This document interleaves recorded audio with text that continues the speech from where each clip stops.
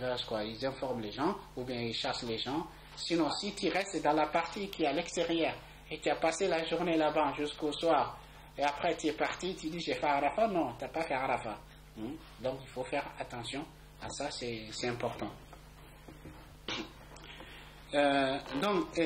Après,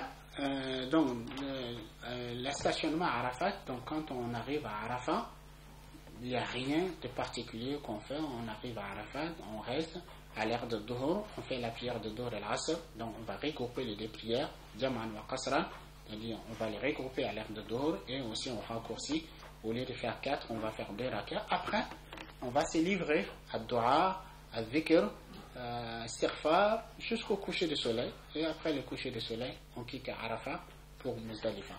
Donc, Muzdalifa, le fait de passer la nuit à Muzdalifa, aussi ça fait partie des obligations, ça fait partie des obligations des Hajj pour la majorité des savants. Bon, pour certains, au moins qu'on reste à Muzdalifa jusqu'à la moitié de la nuit. Après la moitié de la nuit, on peut quitter Muzdalifa pour aller à Mina. Donc en fait, si vous voulez, ça ce sont les rites essentiels du Hajj. Bon, maintenant, pour un quart d'heure ou deux, pour un quart d'heure, je vais vous expliquer vite fait comment accomplir le Hajj. Donc en fait, il faut savoir, il y a 3 façons d'accomplir le Hajj. Il y a ce qu'on appelle al-ifrad. Al-ifrad consiste à faire uniquement le Hajj. C'est-à-dire une personne, il fait pas l'umrah, mais il fait uniquement le Hajj. Il y a deuxième qu'on appelle al-qiran. Al-qiran, c'est le fait de faire l'umrah et le Hajj conjointement. C'est-à-dire sans séparation. On fait le Hajj, on fait l'umrah et le Hajj conjointement, sans séparation. Et il y a at-tamattu'. At-tamattu', c'est on fait umrah, ensuite on va jouir d'une vie normale, et ensuite on fait le Hajj. Bon, certes, le prophète sallallahu alayhi wa sallam, lui, lorsqu'il a fait son pèlerinage, il a fait le qiran. C'est-à-dire, il a fait l'umrah et le Hajj conjointement. Mais le prophète, il a ordonné à ses compagnons de faire tamattu'. Il a ordonné à ses compagnons de faire tamattu'. Et il a dit, si je devrais recommencer ce qui venait de se passer, j'aurais fait tamattu'. C'est-à-dire, je vais faire umrah, ensuite faire Hajj. Donc, c'est pour cette raison, wallah alam, bon, il y a divergence entre les savants. Quelle formule est meilleure? Est-ce que al-ifrad, le fait de faire le Hajj uniquement, est-ce que c'est al-qiran, est-ce que c'est al-tamattu'? Bon, il y a certains savants, ils disent que c'est l'ifrad qui est la meilleure façon. Ils disent car quand on fait l'ifrad, on n'a pas l'obligation de faire un sacrifice, donc ça veut dire que c'est parfait. Il y en a d'autres qui disent non, c'est al-qiran, puisque le prophète il a fait le Hajj, il a fait le qiran. Allah n'aurait qu'à choisir ce qui est meilleur pour son prophète. Il y en a d'autres qui disent tamattu', puisque c'est ce que le prophète a recommandé à ses compagnons. Donc chacun a ses dire, wallah alam, moi ce qui me semblerait que tamattu' c'est la meilleure façon, wallah alam, puisque le prophète, c'est ce qu'il a ordonné à ses compagnons de faire. Il dit, si je devrais recommencer, je n'aurais pas amené mes sacrifices avec moi, et j'aurais fait tamattu'. Donc tamattu' c'est quoi? C'est de faire l'umrah pendant la période de Hajj. Donc la période de Hajj, comme je vous ai dit, c'est à partir de Shawwal jusqu'à Dhul Hijjah. Donc à partir de on fait l'umrah pendant la période de Hajj, et ensuite après l'umrah on va jouir d'une vie normale, et ensuite à partir du 8e jour de Dhul Hijjah on va faire ihram pour le Hajj. Donc je vais vous expliquer comment faire tamattu'. Donc tamattu', je vous dis, donc en général vous allez très souvent, ce qui se passe, les pèlerins, très souvent la majorité, ils partent de leur pays respectifs, et ils arrivent, maintenant la plupart, ils arrivent directement à Médine en premier, ou bien ils arrivent à Jeddah, et de Jeddah ils vont à Médine d'abord, ensuite ils vont partir à la Mecque. Donc on va supposer que vous arrivez à Médine, vous partirez de Médine pour la Mecque, ou bien on peut supposer aussi que vous arrivez directement à la Mecque. Donc si vous partez directement à la Mecque, dans ces cas, il va falloir que vous préparez les jours de départ. C'est-à-dire vous faites les rituels de la propreté que je vous ai dit que c'est recommandé pour l'ihram, de chez vous, vous préparez vos habits d'ihram, soit vous les portez avant de quitter chez vous, ou bien soit vous les gardez auprès de vous dans l'avion et avant d'arriver au miqat, vous vous levez, vous allez vous changer, vous allez porter vos habits de l'ihram et vous faites l'ihram à partir du miqat. Bon, si c'est la compagnie saoudienne Airlines, ils annoncent, par exemple, 5-10 minutes avant, ils disent dans 5 minutes nous arrivons au miqat. Bon, les autres compagnies, ils n'annoncent pas. C'est à vous de vous débrouiller de savoir. Donc, maintenant, on part de Médine. Vous partez de chez vous, vous arrivez à Médine. Donc, le jour de départ de Médine à la Mecque, vous allez faire les rituels de propreté dont je vous ai parlé. Soit de l'hôtel, vous avez la possibilité de vous changer, de porter vos habits avec lesquels vous allez faire l'ihram, ou bien soit vous les laissez aux côtés de vous. Quand vous arrivez au miqat, vous allez vous changer, vous portez ces vêtements que vous allez porter pour l'ihram, et ensuite vous vous rendez dans la mosquée, vous faites 2 rak'ahs. Après les 2 rak'ahs, vous allez formuler l'intention de Umrah. Donc formuler l'intention de Umrah, donc labbaik Allahumma umratan, ou bien labbaik Allahumma bi Umrah. Donc après vous commencez à faire talbiya, et vous continuez à faire talbiya jusqu'à ce que vous arrivez à la Mecque. Et arrivé à la Mecque, donc certes vous allez à l'hôtel déposer vos affaires, donc il est de sunna encore de faire la grande ablution avant d'aller faire tawaf. Donc vous faites la grande ablution et ensuite vous quittez l'hôtel, vous allez à la mosquée. Donc quand vous arrivez à la mosquée, donc vous allez rentrer dans la mosquée, après vous allez vous diriger vers la Kaaba, et arrivant à la Kaaba, avant de commencer tawaf, vous allez formuler l'intention de tawaf al-umrah. Vous allez formuler l'intention de tawaf al-umrah, et ensuite vous allez commencer tawaf à partir de la pierre noire. Donc faites comme j'ai dit, dua, bismillah, walhamdulillah, wallahu akbar, allahumma imanan bik, wa tasdiqan bi kitabik, wa wafa'an bi ahdik, wa tiba'an li sunnati nabiyyika, Muhammadin sallallahu alayhi wa sallam, et vous commencez tawaf à partir de la pierre noire, et vous faites les 7 tours de tawaf. Après avoir fini les 7 tours de tawaf, vous allez faire 2 rak'ahs derrière Maqam Ibrahim, ou bien si c'est possible, sinon vous faites dans n'importe quel lieu où vous vous trouvez dans la mosquée, faites 2 rak'ahs. Dans la première, vous récitez la Fatiha, Qul ya ayyuhal kafirun, dans le deuxième, la Fatiha, et Qul huwallahu ahad. Après, vous faites dua, puis après avoir fait vous faites dua, après vous allez boire l'eau de Zamzam, après vous vous dirigez vers Safa et Marwa, donc, et vous montez sur la colline Safa, vous vous dirigez vers la Kaaba, vous faites dua, vous descendez, vous allez Marwa, faites pareil, vous descendez, vous allez Safa, jusqu'à ce que vous terminez le 7e tour à Marwa. Donc, à partir du moment où vous avez fini les 7 tours, les rites de Umrah, c'est fini. Vous avez fait Ihram, vous avez fait Tawaf, et vous avez fait As-Sa'i. Après, vous vous coupez les cheveux, ou vous vous rasez. Pour les hommes et les femmes, elles se coupent juste des petits bouts de leurs cheveux. Donc, à partir du moment où vous avez fait ces rites, vous avez fait l'Umrah, vous avez effectivement Umrah et c'est fini. Donc vous redevenez dans un état normal, vous jouissez d'une vie normale jusqu'au 8e jour de Dhul Hijjah. Au 8e jour de Dhul Hijjah, vous allez refaire encore les rituels de propreté, comme je l'ai dit, donc, en faisant la grande ablution. Après, de là où vous habitez, vous allez formuler l'intention de l'Hajj. Et là où vous habitez, là où vous êtes, donc vous allez dire labbaik Allahumma hajjan. Et vous allez commencer à faire talbiya. Donc le 8e jour, vous quittez la Mecque, vous allez à Mina, et vous allez passer la journée à Mina. Et vous passez la nuit aussi à Mina.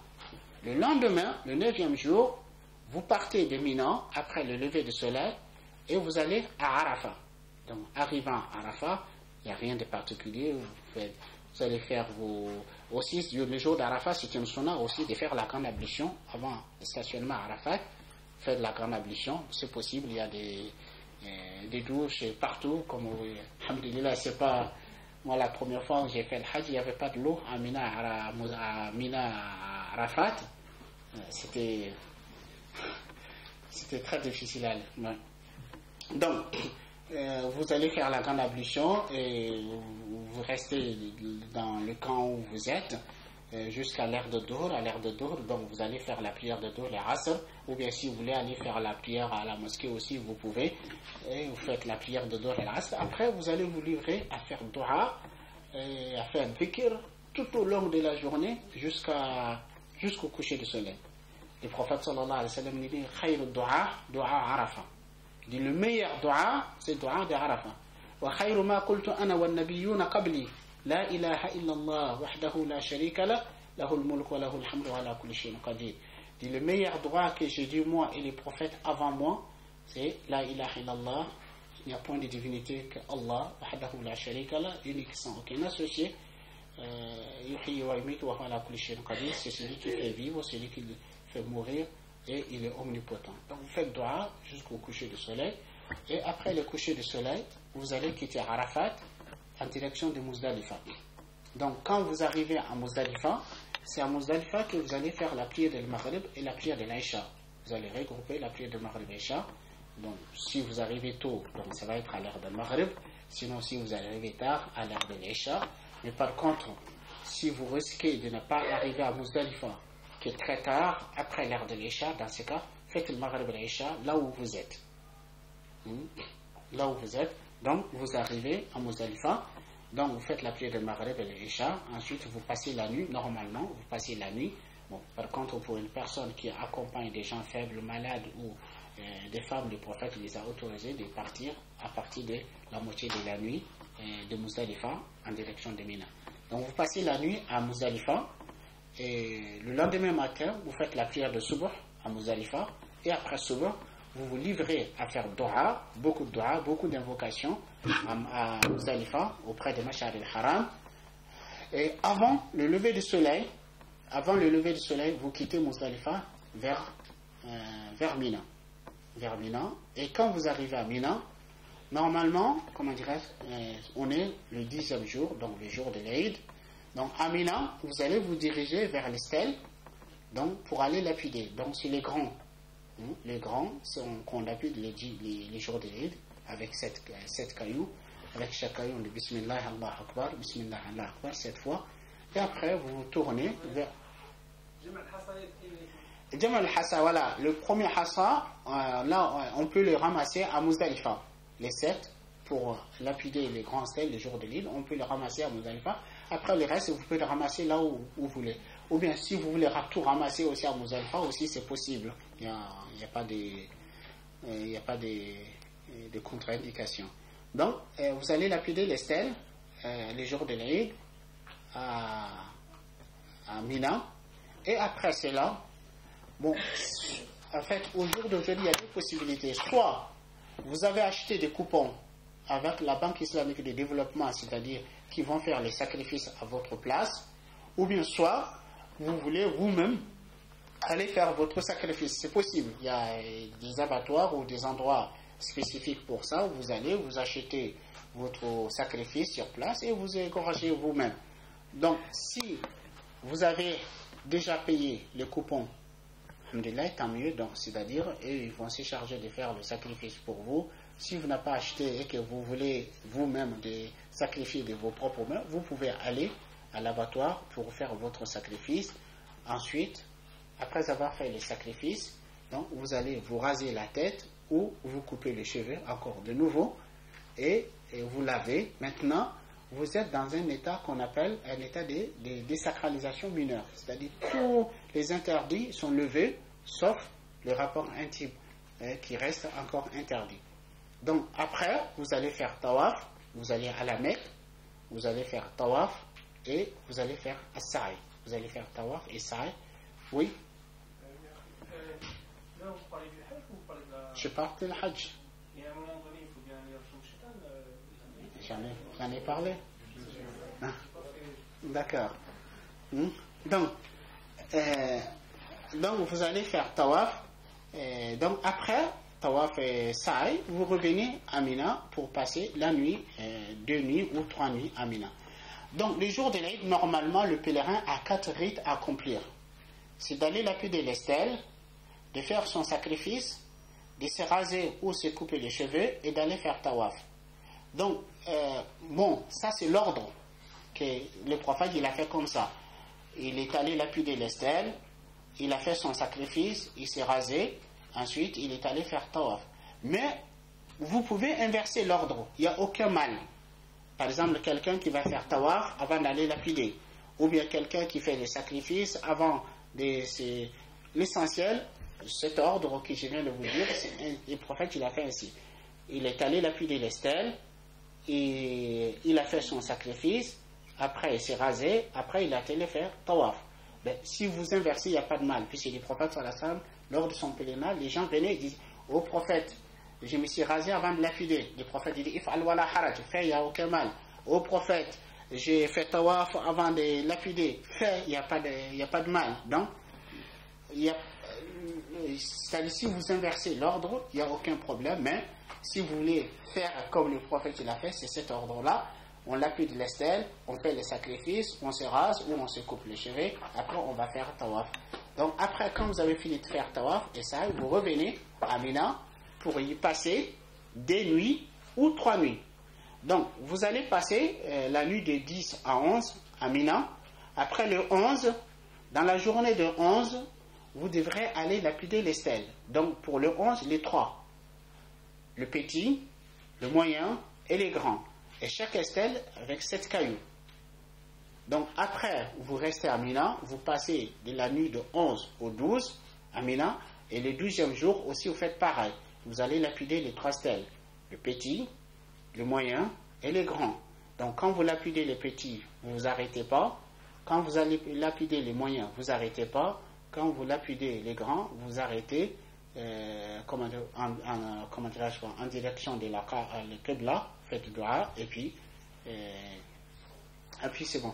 Donc après avoir lapidé les stèles le 12e jour, vous avez le choix de partir à la Mecque, donc ça veut dire que vous avez fini vos pèlerinages, ou bien rester à Mina, passer une 3e nuit. Donc vous passez la nuit de 12 à 13 à Mina. Donc si vous passez une 3e nuit, donc le 13e jour aussi, vous devrez lapider les 3 stèles. Donc après avoir lapidé les 3 stèles, le 13e jour ou le 12e jour, vos rites del Hajj est fini. Vous avez accompli tous les rites del Hajj. Maintenant, vous allez rester à la Mecque jusqu'au jour de départ. Le jour de départ, après avoir préparé vos affaires et que tout est prêt, maintenant vous êtes prêt à partir à l'aéroport pour prendre l'avion de retour. Maintenant, vous allez faire un dernier tawaf. Un dernier tawaf qu'on appelle tawaf al-wada, tawaf d'adieu. Donc, vous faites ce tawaf, c'est 7 tours. Mais après ce tawaf, il n'y a pas de rak'atayn. Mais pendant le séjour où vous êtes à la Mecque, bien sûr, il est recommandé de multiplier les bonnes œuvres, les bonnes actions, des prières surrogatoires, des lectures du Coran, des tawafs surrogatoires. Et en profiter, car une prière à la Mecque vaut 100 000 prières ailleurs. Donc voilà, brièvement, rapidement, comment accomplir le Hajj.